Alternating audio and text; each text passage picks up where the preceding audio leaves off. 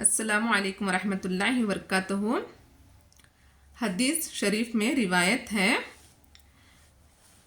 حضرت خنسہ رضی اللہ عنہا کی اپنے چاروں بیٹوں سمیت جنگ میں شرکت۔ حضرت خنسہ رضی اللہ عنہا مشہور شاعرہ ہیں، اپنی قوم کی چند آدمیوں کے ساتھ مدینہ آ کر مسلمان ہوئی۔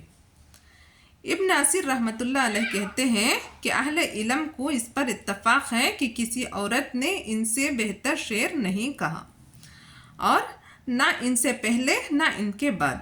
حضرت عمر رضی اللہ عنہ کے زمانے خلافت میں 12 سنہ عیسوی میں قادسیہ کی لڑائی ہوئی، جس میں خنسہ رضی اللہ عنہا اپنے چاروں بیٹوں سمیت شریک ہوئی۔ لڑکوں کو ایک دن پہلے بہت نصیحت کی اور لڑائی کی شرکت پر بہت ابھارا۔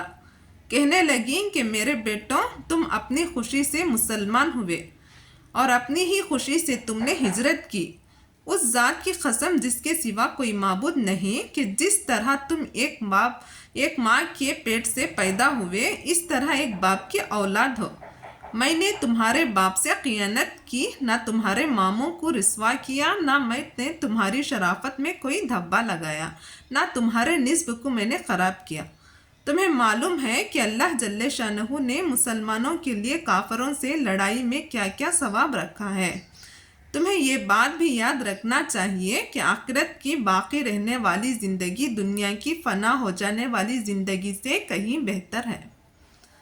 اللہ جل شانہ کا پاک ارشاد ہے، یا ایھا الذین آمنوا اصبروا وصابروا ورابطوا واتقوا اللہ لعلکم تفلحون۔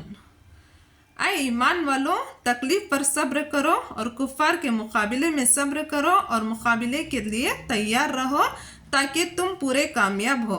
لہٰذا کل صبح کو جب تم صحیح و سالم اٹھو تو بہت ہوشیاری سے لڑائی میں شریک ہو اور اللہ تعالیٰ سے دشمنوں کے مقابلے میں مدد مانگتے ہوئے بڑھو، اور جب تم دیکھو لڑائی زور پر آ گئی اور اس کے شعلے بھڑکنے لگے تو اس کی گرم آگ میں گھس جانا اور کافروں کے سردار کا مقابلہ کرنا۔ انشاءاللہ جنت میں اکرام کے ساتھ کامیاب ہو کر رہو گے۔ چنانچہ جب صبح کو لڑائی زوروں پر ہوئی تو چاروں لڑکوں میں سے ایک ایک نمبر وار آگے بڑھتا تھا اور اپنی ماں کی نصیحت کو اشعار میں پڑھ کر امنگ پیدا کرتا تھا، اور جب شہید ہو جاتا تھا تو اسی طرح دوسرا بڑھتا تھا اور شہید ہونے تک لڑتا رہتا تھا۔ بالآخر چاروں شہید ہوئے، اور جب ماں کو چاروں کے مرنے کی خبر ہوئی تو انہوں نے کہا کہ اللہ کا شکر ہے کہ جس نے ان کی شہادت سے مجھے شرف بخشا۔ مجھے اللہ کی ذات سے امید ہے کہ اس کی رحمت کے سائے میں ان چاروں کے ساتھ میں بھی رہوں گی۔